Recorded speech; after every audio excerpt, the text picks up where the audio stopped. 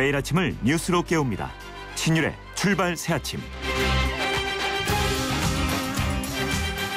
얼마 전 우리 병사들에게 중상을 입힌 휴전선 지뢰 폭발 사건은 북한의 소임이 드러났습니다. 북한의 이른바 목함 지뢰 때문인데요. 우리 군은 이에 대한 보복으로 11년 만에 대북 확성기 방송을 재개했습니다. 많은 분들은 대북 확성기 방송이 엄청난 보복 수단인가 하는 부분에 의구심을 가질 수도 있을 텐데요. 대북 확성기 방송은 언론이라는 것 자체가 존재하지 않은 북한의 입장에선 상당한 타격을 받을 수 있는 그런 존재입니다. 그래서 지난 2010년 우리가 대북 확성기 방송을 재개한다고 했을 때 북한이 조준 타격을 가하겠다, 이런 위협을 가한 건데요. 그래서 북한은 지금 이것을 빌미 삼아 다시금 도발을 감행할 가능성이 높아지고 있습니다. 그래서 우리 정부도 확성기 인근 주민들을 대피시킨 것으로 알려지고 있는데요. 이런 와중에 저희 YTN이 단독으로 보도하고 있는 북일 정상회담 가능성마저 나오고 있어서 한반도를 둘러싼 기류는 복잡해질 수밖에 없을 것 같습니다. 우리는 언제 평화라는 것을 마음껏 누리고 살 수 있을지 모르겠습니다. 분명한 점은 천안함은 아직 진행 중이라는 사실입니다. 신율의 출발 새아침, 오늘 순서 시작합니다.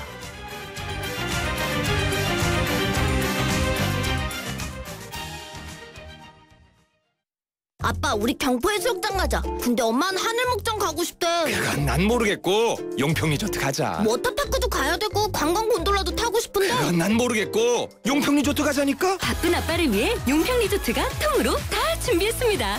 대관령 통 패키지, 티몬, 쿠팡, 위메프에서 구입하세요. 신율의 출발 새아침.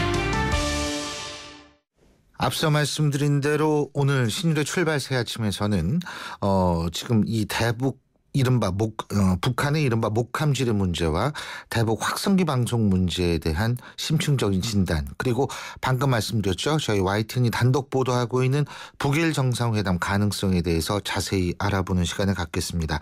자, 그럼 오늘 첫 번째 작심 인터뷰로 사정치민주연합 얘기를 좀 해볼까 합니다.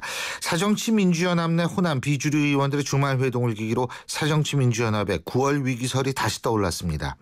잊을만 하면 떠오르는 문재인 불가능과 신당 시나리오, 그 실체 한번 짚어보죠. 신당에 가장 가까이 서 계신 분으로 분류가 되는 분이죠. 사정치민주연합 박주선 의원 연결합니다. 박 의원님 안녕하세요. 네, 안녕하십니까. 예, 어떻게 주말에 저녁 때 만나셨죠, 참. 그죠? 네, 네. 예, 어떻게 음식 맛있게 드셨어요? 저는 좀 다른 일정이 있어가지고 끝까지 못 있고 중간에 좀 나왔습니다. 그렇군요. 네. 근데 이날 만난 것 대부분 다 호남 의원분들이죠, 그죠? 네, 그렇습니다. 호남의 지역구로 든 의원분들이고 여기에 박영선 의원도 잠깐 왔다 가셨다 그러더라고요. 맞습니까? 네, 네. 그리고 이제 이종걸 원내대표도 여기 이제 참석을 하고요. 예. 근데 이 모임이 이종걸 원내대표가 주도한 건가요? 주도라기보다는 이종걸 원내대표를 포함한 저희 당의 문병호, 최원식, 새누리당의 조원진 이런 분들이 주도해서 광주를 출발해가지고 임진각까지 가는 광복 70주년 기념 자전거 국토 종단 계획이 있어가지고 그 다음날 출발하는데 자연스럽게 내려온 과정에서 광주 전남 의원들 식사나 한번 하자 해가지고 모였습니다. 예. 근데 여기서 많은 얘기가 나온 모양이에요? 이제 아무래도 15, 16명 이상이 모인 의원들 모임이었기 때문에 여러 가지 정치적인 상황과 관련된 당 장래에 대해서 우려하는 목소리 이런 것들이 좀 많이 나왔죠. 그래가지고 우리 호남, 특히 광주를 중심으로 한 전남의 민심이 새정치민주연합에 대해서 어떻게 평가를 하고 어떤 기대를 하고 있느냐 이런 것이 많이 논의가 됐었는데, 굉장히 문재인 현 체제로는 총선 승리가 어렵고 대선 승리가 불가능하다, 그런 여론이고, 또 새정치민주연합의 공천을 받더라도 내년 총선에서는 찍지 않겠다 하는 여론도 확산이 되고, 그래서 어떤 의원은 충격을 받았다라고 이야기도 하고 그렇게 이야기를 많이 했었습니다. 예. 지금요, 문재인 대표로는 총선 승리가 불가능하다, 이런 말씀을 하셨는데, 그렇다면 문재인 대표의 대권 도전 가능성에 대해서는 어떤 얘기가 오갔습니까? 앞으로 2년여가 남았기 때문에 예. 뭐 대권의 그 변수는 너무 많아서 여기서 뭐라고 이야기하기는 어렵습니다만 현재로 보면 예. 쉽지 않을 거다 그렇게 보여집니다. 만일에 확실한 대권 승리 후보로 평가가 된다 한다면 오늘 같은 새정치민주연합을 보는 국민의 시각과 여론은 이렇게 되지 않았을 것이다. 또 예. 그리고 4.29 재보궐선거를 그렇게 참패로 결과를 만들지는 않았을 것이다. 그 당시는 성완종 리스트부터 시작해가지고 대통령을 중심으로 한 여러 가지 리더십 문제에 대해서 국민이 좀 폭발 지경에 있었거든요. 예. 그런데 오히려 새정치민주연합이 한석도 건지지 못하는 특히나 새정치민주연합의 핵심 지지기반이라고 하는 광주에서 무소속 후보에게 참패를 당하는 그런 상상할 수 없는 결과가 발생된 것은 바로 문재인 리더십 내지는 문재인의 정치적 장래에 대해서 그렇게 높게 평가하지 않는다. 그런 결과라고 저는 봅니다. 일부에서는 친노 중에서도 일부가 지금 문재인 대표는 좀 대선 치르기 어렵지 않나라는 얘기가 나오고 있고 대타로 안희정 충남지사를 생각하는 경우도 있다. 이런 얘기도 있다고 하는데 그건 뭐 친노 어느 분들이 이야기를 했는지 몰라도 예. 또 친노들의 시각은 꼭 그래요. 그 자기 계파에 소속돼 있는 사람만 대타로 생각을 하고 예. 또 자기 계파에 있는 사람만이 집권 가능하다고 그런 평가를 하고 있는데 예. 이건 민심을 외면하고 우물 안에 있는 개구리식 상황의 진단이고 예. 처방이다. 저는 그렇게 생각합니다. 예. 그러니까 그런 얘기를 들어보신 적이 없으세요? 없습니다. 아, 그럼 뭐 이게 잘못된 얘기 모양이네요. 또 한 가지. 그렇다면은 문재인 대표의 대타가 필요한 거 아니겠어요? 그 손학규 전 대표라는 얘기가 있던데요. 맞습니까? 이런 얘기가 그런 나왔다. 이야기는 그때 저는 들은 바가 없습니다. 아, 그때 들은 얘기가 들은 바가 정계를 없어요. 은퇴하신 분인데 예. 다시 그분이 복귀를 하려면 그만한 국민적인 요구와 성원 또는 명분이 있어야 될 텐데 지금 그런 상황은 아니라고 좀 보여지거든요. 예. 그리고 예. 이 어려운 당의 현실에서 새로운 활로를 개척하면서 참신한 사람으로 하여금 또 능력과 전문성이 있고 한 사람으로 당을 채우고 바꾸면서 비전과 정책으로 국민에게 호소를 해야지 정계를 은퇴한 분들을 모셔다가 또 이렇게 한다면 신당을 만드는 그 세력에 대해서 지금 새정치민주연합에 남는 세력들이 뭐라고 공격을 하겠습니까? 저는 지금 예. 시기상조의 발상이라고 생각합니다. 아, 그러니까 지금 박주선 의원님께서 말씀하신 그 부분은 손학규 전 대표를 신당의 대표로 만드는 것은 반대한다 이 말씀이시지 새정치민주연합의 비대위원장으로 추대하는 거에 대해서는 좀 다른 생각을 가질 수 있겠네요. 새정치연합 비대위원장도 뭐 예. 그분이 어떤 생각을 갖고 있는지 모르지만 정계를 은퇴하신 분이 예. 새정치연합이 어렵다고 그래서 바로 복귀해가지고 다시 비대위원장을 맡겠다? 그건 국민이 그렇게 쉽게 동의하지 않으려고 저는 생각합니다. 그렇군요. 그러니까 신당 대표로도 적합하지 않고 새정치민주연합의 비대위원장도 좀 적합하지 않다 이런 말씀이시군요. 상황에서는 그렇다고 저는 판단합니다. 자, 그렇다면은 아까 말씀하신 것처럼 신당 대표 새로운 활로를 개척해야 된다. 어떤 새로운 인물이 적합할까요?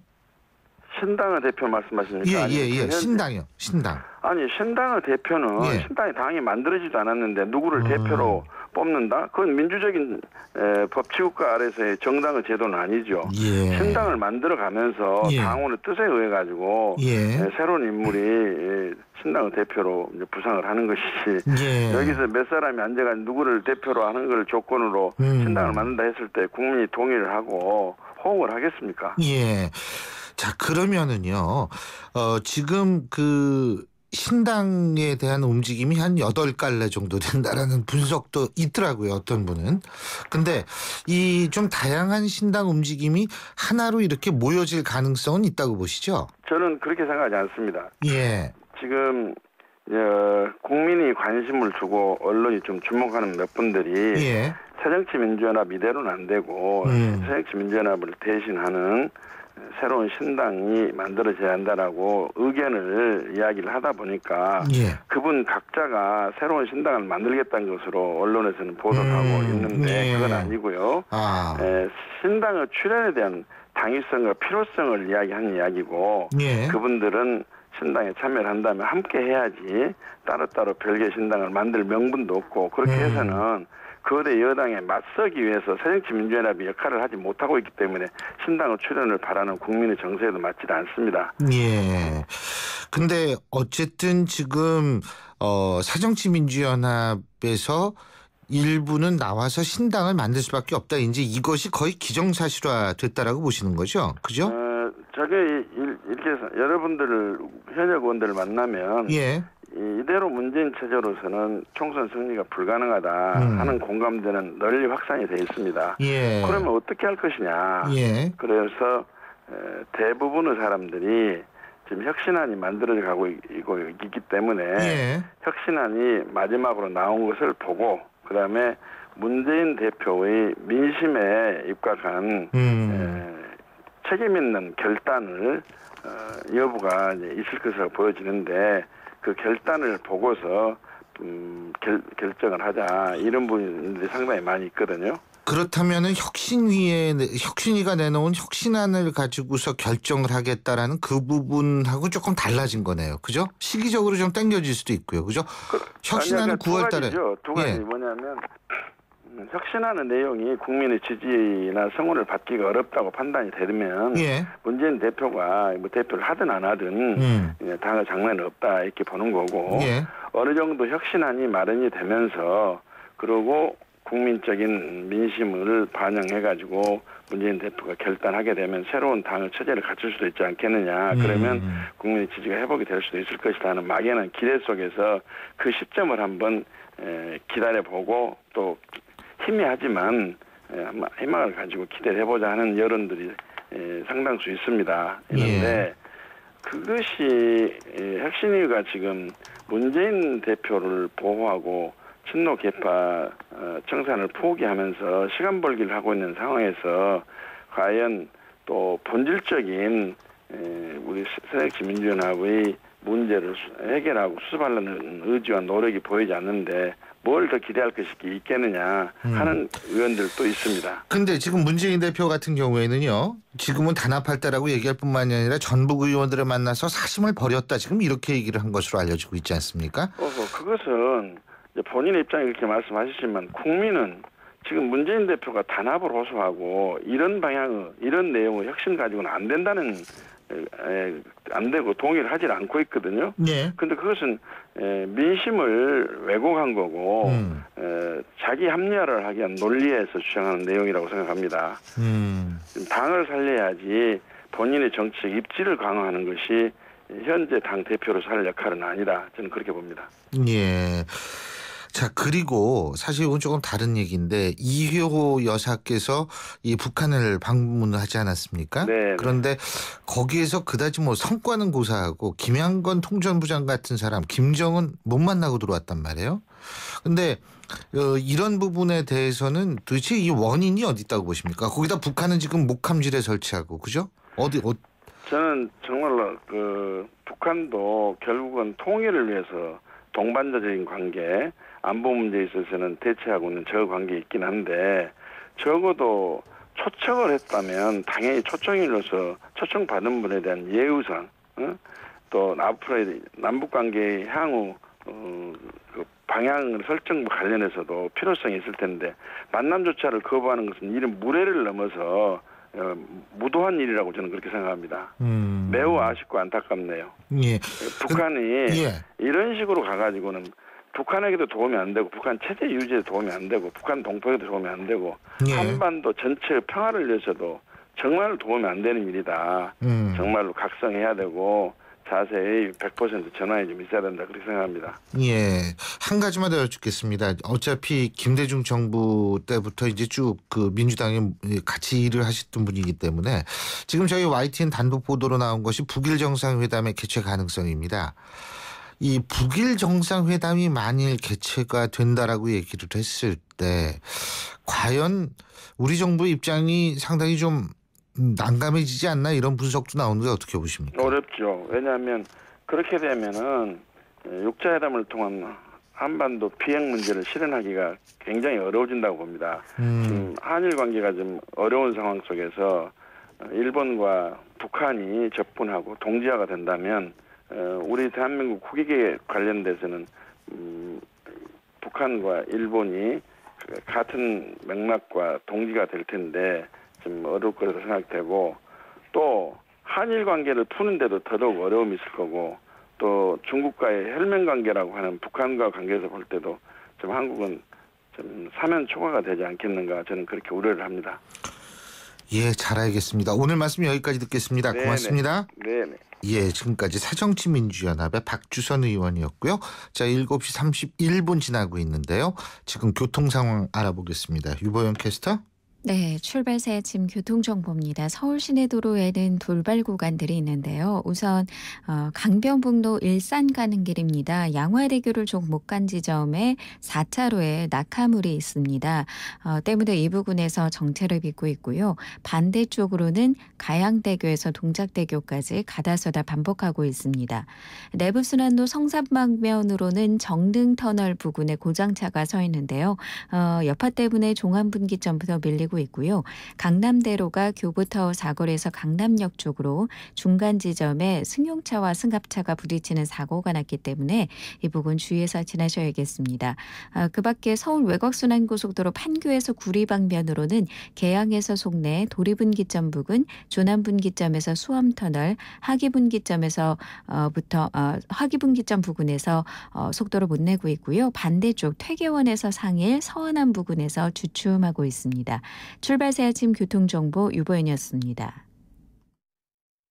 사장님들은 고민이 많다. 우리 가게 와이파이 설치해야 하는데 카드 결제기는 어떡하지? CCTV도 달아야 하는데 올레비즈 성공팩에 맡기세요. 사업에 필요한 IT 서비스를 한 번에. 거기에 휴대폰 통신비 할인까지. 올레비즈 성공팩. 문의 1588-0114. 올레.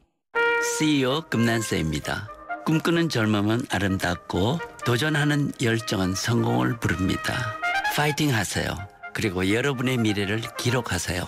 성공을 위한 CEO 금난세 씨의 노력은 매일매일 양지 다이어리와 함께합니다. 나의 역사 속엔 언제나 양지 다이어리. 신율의 출발 새 아침 1부 순서는 여기서 줄입니다. 잠시 뒤 2부에서 뵙죠.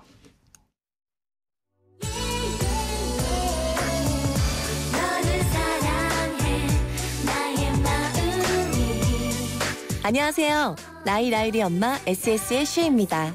팬들과 함께하는 음악의 무대에 못지않게 일상이 가득한 인생의 무대에서도 열정과 진심이 가장 중요한 것 같아요. 24시간 열정과 진심으로 채운 음악, 뉴스, 시사 프로그램까지 94.5MHz YTN 라디오는 가장 감동적인 삶의 무대입니다.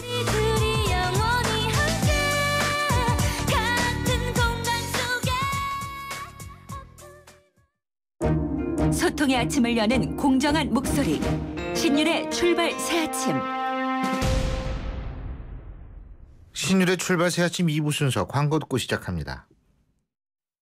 미래에는 냄비 뚜껑을 타고 달나라 여행을 할 거예요. 미래에는 악당들을 물리치는 슈퍼히어로가 될래요.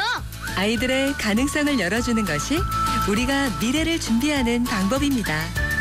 교육 출판에서 문화 콘텐츠까지 미래를 밝히는 힘. 신율의 출발 새 아침. 지난 8월 4일 우리 군 2명이 중상을 입었었습니다. 경기도 파주 비무장지대에서 발생한 지뢰 폭발 사건 때문이었는데요. 국방부가 어제 이 사건에 대한 입장을 발표했습니다. 바로 북한군이 군사 분계선을 넘어와서 목함 지뢰를 매설했고요. 이것이 터진 것이다. 이런 조사 결과를 발표했는데요. 자, 여기에 대해서 좀 자세히 알아보겠습니다. 한국국방안보포럼의 양욱 연구위원 연결합니다. 안녕하십니까? 예, 안녕하십니까? 예.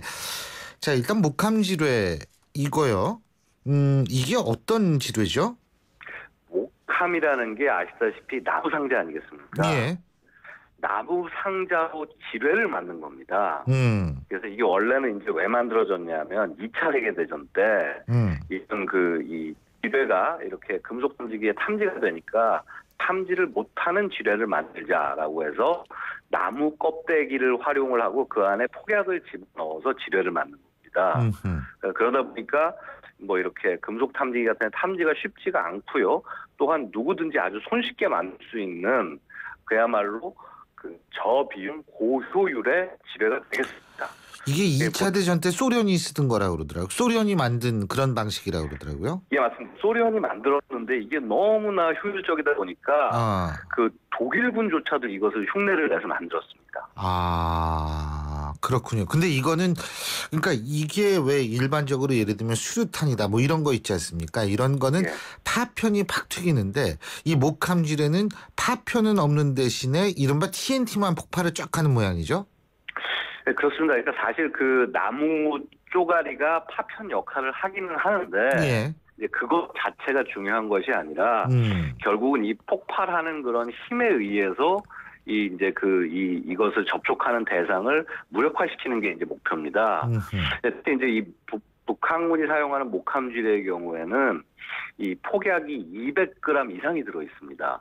근데 이게 의미하는 바가 뭐냐면은 이제 대한민국의 뭐 미국이나 이런 경우도 M14 그 대인 지뢰라는 걸 활용을 했습니다. 근데 이제 이 지뢰는 뭐냐면 크기가 주먹보다 작습니다. 그다음에 그러다 보니까 그 안에 들어가 있는 폭발물의 양이 한 28g, 29g 사이 정도밖에 안 됩니다. 그럼 이게 터지면은 사람 발목에 인톤상을 줘서 이제 뭐 천상 나중에 어떤 병원에 가서 절단을 하게 하거나 이제 이렇게 되게 하는 거의 목적인데 지금 이렇게 공산권에서 사용한 이런 목함지뢰의 경우에는 거의 지금 폭약량이 거의 뭐 9배에서 10배 정도 되지 않습니까?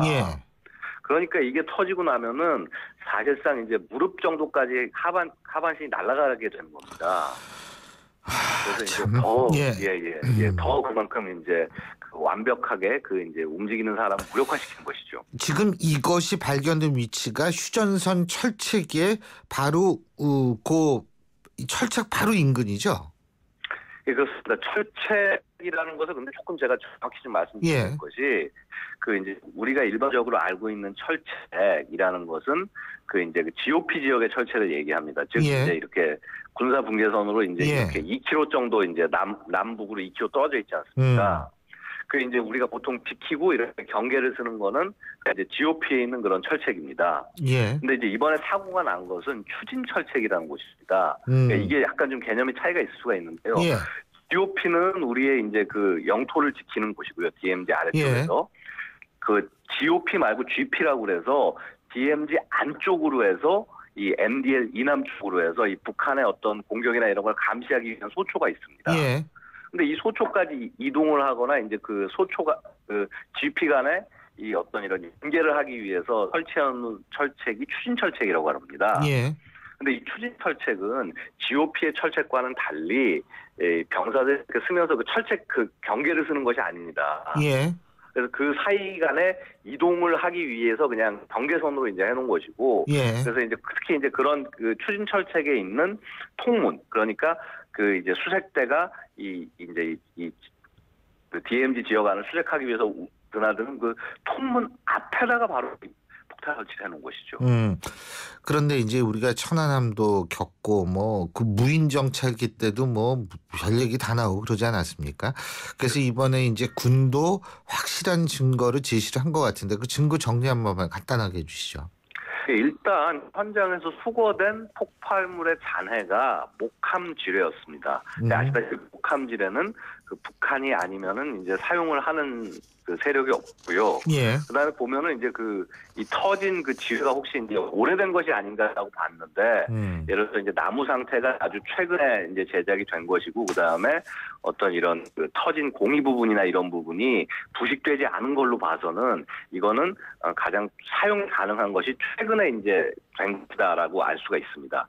근데 또 하나는 그럼 이게 북한의 목함 지뢰라는 걸 알겠는데 그럼 유실돼서 또 온 게 올 수도 있지 않겠냐라고 생각할 수 있지 않습니까? 그 부분에 대해서는 그 현지 지형 자체가 남쪽이 있고 북쪽이 낮습니다. 즉 북에서 이게 유실돼서 내려올 수가 없습니다.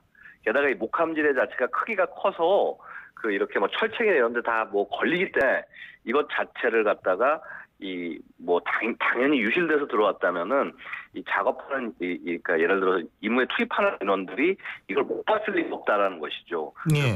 터진 위치들 그다음에 이게 보면은 이 근거리에서 이제 여러 발이 터졌지 않습니까? 예. 이것도 결국은 뭐냐면 이 교리가 그렇습니다. 이렇게 이 통로상에 이동 경로상에 이렇게 여러 발을 설치를 해서 최대한 거기에 있는 인원들을 예를 들어서 이렇게 수습하고 부상자를 끌어가는 인원도 부상하게 만들기 위해서 이렇게 이제 집중적으로 설치를 하는데 그런 부분조차도 이게 그냥 뭐 흘러내려오거나 이런 것이 아니라 누가 고의적으로 아주 정확하게 매설을 했다라고 하는 것이 옳다라는 것입니다.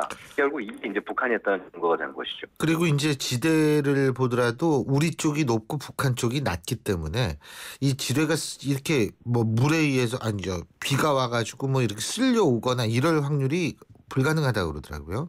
예, 그렇습니다. 예. 그리고 그다음에 그렇게 쓸려 내려왔으면은 그쪽 지역에 이렇게 보통 뭐 지뢰가 내려올 정도면 여러 가지 뭐 이렇게 딴 것도 내려오죠. 예, 이게 쓸려 내려왔어야 되는데 그런 것들이 전혀 현장에 없었다라는 것입니다.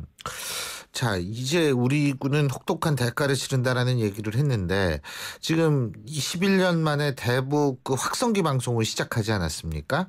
자, 일단 대북 확성기 방송 그 문자 그대로 혹독한 대가 정도의 그 위력이 있다고 보십니까? 그러니까 이 부분을 좀 명확히 봐야 될 것 같은데 보통 지금 이렇게 우리의 그 병사들이 2명이 엄청난 상해를 입었는데 이 뭐 대북 확성기 방송하면 말로만 하는 거 아니냐 이거 잘못된 거다 좀 이렇게 굉장히 좀 이렇게 분노하는 국민들이 많으신 걸로 압니다. 제가 볼 때는 이 대북 선전전 자체가 이 북한에게 가져다 준 아픔은 굉장히 클 것입니다. 사실 이 지금 왜 그런 북한이 이 지뢰를 매설했냐라는 부분을 좀 이 흐름을 지켜볼 필요가 있는데요. 이 아시다시피 작년부터 우리가 대북 전단을 날리면서 북한 쪽에서 굉장히 경고를 했습니다. 어떤 식으로든 보복을 하겠다라고 얘기를 했고 심지어는 작년 한 10월 정도에는 총격이 오가는 일도 있었습니다. 그런데 결국은 지금 이러한 그 매설이나 이런 부분을 봤을 때는 결국 북한이 어떤 이런 이 대북 전단이나 이런 부분에 대해서 결국 보복을 한 게 아닌가 이렇게 해석될 여지가 충분히 있고요. 그래서 그런 부분에 대해서 결국 그렇다면 북한이 제일 아파하는 이런 대북 방송을 함으로써 이 북한 정권에게 엄청난 피해를 줄 수 있다. 사실 이게 우리가 지금 똑같이 북한에 어떤 뭐 폭탄을 설치했다고 해서 북한 병사 2명을 상하게 할 수가 있습니다. 하여간 그런 행위 자체가 일단 정전협정 위반 행위일 뿐만 아니라 대한민국 자체 국제법을 존중하고 그다음에 평화를 유지하는 나라인데 똑같이 그렇게 할 수는 없는 겁니다. 그거야말로 군대가 상상할 수 없는 비열한 시니까요. 우리가 그렇게 발표를 하지 않았습니까? 그럼 이 상황에서 우리가 할 수 있는 것은 북한이 가장 아파하고 힘들어하는 것을 얘기를 해서 그다음에 북한을 그야말로 괴롭히고 그다음에 또 북한이 한 말이 있습니다. 만약에 이렇게 대북 방송을 재개하면은 거기를 타격하겠다라는 얘기를 누차 했습니다. 이렇게 되면 이제 어떤 싸움이 되냐하면 지금 우리가 자꾸 원점을 타격한다, 뭐 지원 세력을 타격한다라고 하니까 지금 원점을 알 수 없는 공격을 계속 하는 것 아닙니까? 천안함도 그렇고 이번에 지뢰 매설도 그렇고요. 그렇죠.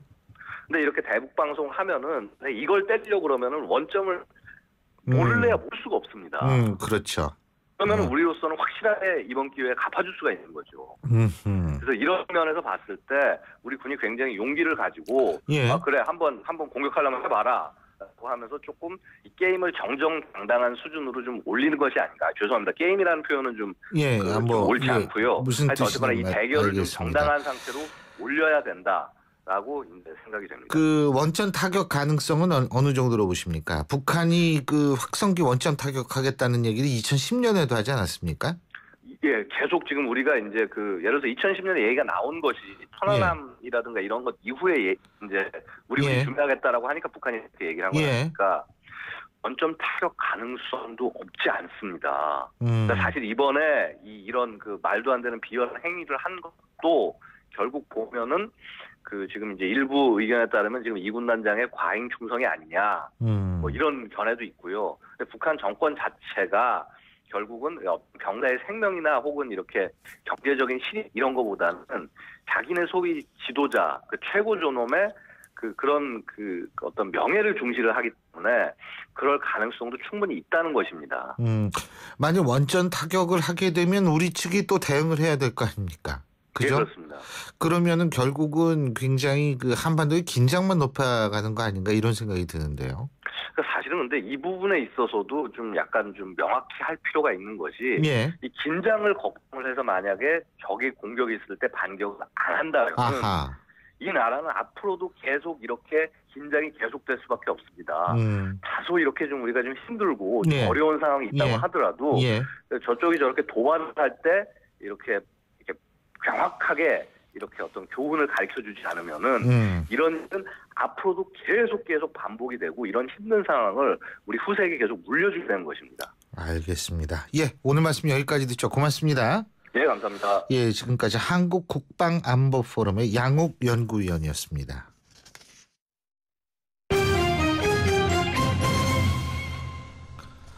경제 소식 알아보겠습니다. 최요한 경제평론가 연결되어 있습니다. 안녕하십니까? 예, 안녕하십니까. 최요한입니다. 예, 오늘 롯데가 사과 메시지를 발표하는 모양이에요. 예, 그렇습니다. 신동빈 회장인데요. 예. 그 롯데그룹은 신동빈 회장이 오늘 직접 사과문을 발표할 예정이라 어제 밝혔는데 최근 일련의 사태와 관련해서 국민과 고객, 주주, 임직원들에게 경영 책임자로서 책임을 통감하고 반성한다라는 메시지를 전달한다는 겁니다. 최근 경영권 분쟁과 과정에서 불투명한 지배구조가 드러나고 기업 국정 논란이 불거지면서 반 롯데 정서가 확산됨에 따른 조치로 보이는데요. 예. 롯데그룹 경영권 분쟁이 이 진흙탕 싸움으로 이제 흘러가면서 연말로 예정된 롯데면세점, 소공정거 잠실점 재입찰, 그리고 카지노 복합 리조트 입찰 심사 등 이 핵심 사업이 차질을 빚을 수 있다는 우려가 나오는 상황이 지속되고 있고요. 최근에 롯데 계열사 시가총액 2조 원 가까이 증발됐답니다. 네, 그래서 이제 신 회장이 한국 롯데 지주사의 호텔 롯데의 상장, 지주회사 체제 전환, 사회이사 확대, 일본 지분 축소 등 이 지배구조 개편과 그 경영 투명화를 위한 구체적인 방안을 직접 발표할 가능성이 있고요. 롯데의 국정 논란을 털어내고자 그룹 차원의 경기 활성화 방안도 거론할 예정으로 알려져 있습니다. 근데 뭐 이게 롯데만의 문제는 아니잖아요. 사실 그래요? 지금 이 문제가 이제 불거져서 그렇지. 이런 것들이 결국은 이 재벌 그룹들의 소유 구조, 이 3세, 2세 넘어오면서 흔들리는 소유 구조 때문에 발생한 거 아닌가 이런 생각이 들거든요. 그러니까 이게 롯데만 사과해가지고 되는 문제는 아닌 것 같은데. 자, 그리고 14일 이제 임시 공휴일인데요. 이 좀 좋기는 좋은데 혼란이 있다 그러네요. 예, 그렇습니다. 현실이 녹록지 않기 때문인데요. 임시 공휴일 휴무 여부를 조사한 결과 국내 중소기업의 61%, 중견기업의 40%가 쉬지 않는다 이렇게 나타났거든요. 그러니까 정부가 기대한 만큼의 내수 활성화 효과가 나오지 않을 확률이 높아졌을 뿐 아니라 뭐 반쪽 휴일이 될 가능성이 높습니다. 그 14일을 임시공휴일로 정부가 지정한 것은 국민들의 사기 진작, 내수 경제 활성화가 목표인데요. 하지만 일각에서는 갑작스럽게 정해진 임시공휴일에 휴일 수당 문제, 진료비 가산 문제 등 혼란이 계속되고 있고요. 뭐 휴일 수당 지급 문제도 사업장마다 제각각이기 때문에 근로자들 혼란, 그리고 병원 환자들에게는 휴일 진료 가산금을 받아야 할지 말아야 할지 고민 중으로 알려졌고요. 또 상대적 박탈감도 오히려 키웠다 지적도 계속 나오고 있습니다. 사실상 공무원들과 대기업 정규직 근로자들 하는 거 아니냐 이야기죠. 그렇죠. 그리고 이제 이 임시휴일 나왔으니까 생각이 나는 게 이제 광복절 특사 아니겠습니까? 그렇습니다. 예, 광복절 특사 중에 일부 대기업 총수들이 포함이 됐다. 지금 이런 뉴스가 나와요. 예, 근데 그 보니까 오늘 오전 보도에 의하면 원래 이야기되던 김승현 하나그룹 회장이요. 이번 특사에서는 이전에 사면을 2번째 받았기 때문에 제외한다. 뭐 이런 보도가 나왔습니다. 이전에 2번을 받았다고요? 예, 김승현 회장이. 그런데 이 사면심사위원회가 이제 상신을 하는 거지 않습니까? 결정은 대통령이 하는 거거든요. 지금 나오는 이름들이 다 결정 난 건 아니라는 거죠. 최태원 SK그룹 회장, 뭐 그리고 구자원 LIG 회장이 포함됐다 이런 이야기가 있고요. 또 일부 대상자를 놓고 심사위원 간에 이견이 노출됐다 뭐 이런 얘기도 있습니다.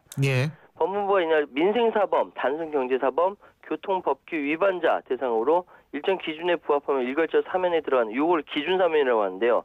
이 대상자가 한 200만 명을 조금 넘긴다 이렇게 알려져 있는데 어쨌든 김현웅 법무부 장관의 부서를 거쳐 오늘 박근혜 대통령에게 상신을 하게 되는데 어쨌든 대통령의 고유 권한 그 사면 심사위가 이번에 마련한 안이 확정안은 아니라는 거죠. 어쨌든 뭐 13일이 아니면 14일 정도는 알 수가 있게 되니까 예, 그때 누가 되는지 보면 되겠죠. 오늘 말씀 여기까지 듣겠습니다. 고맙습니다. 예, 감사합니다. 예, 최요한 경제평론가였습니다.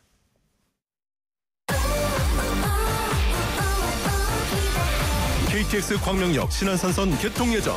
광명역의 빛나는 첫자리. 이케아, 코스트코를 누리는 생활의 앞자리. 진짜 프리미엄은 지금부터다. 광명역 IDS. 문의 02-899-5566 LSD 개발. 사장님들은 고민이 많다. 우리 가게 와이파이 설치해야 하는데 카드 결제기는 어떡하지? CCTV도 달아야 하는데 올레비즈 성공팩에 맡기세요. 사업에 필요한 IT 서비스를 한 번에. 거기에 휴대폰 통신비 할인까지. 올레비즈 성공팩. 문의 1588-0114 올레. 신율의 출발새 아침 2부 순서는 여기서 줄입니다. 전 8시 10분 3부에서 뵙겠습니다.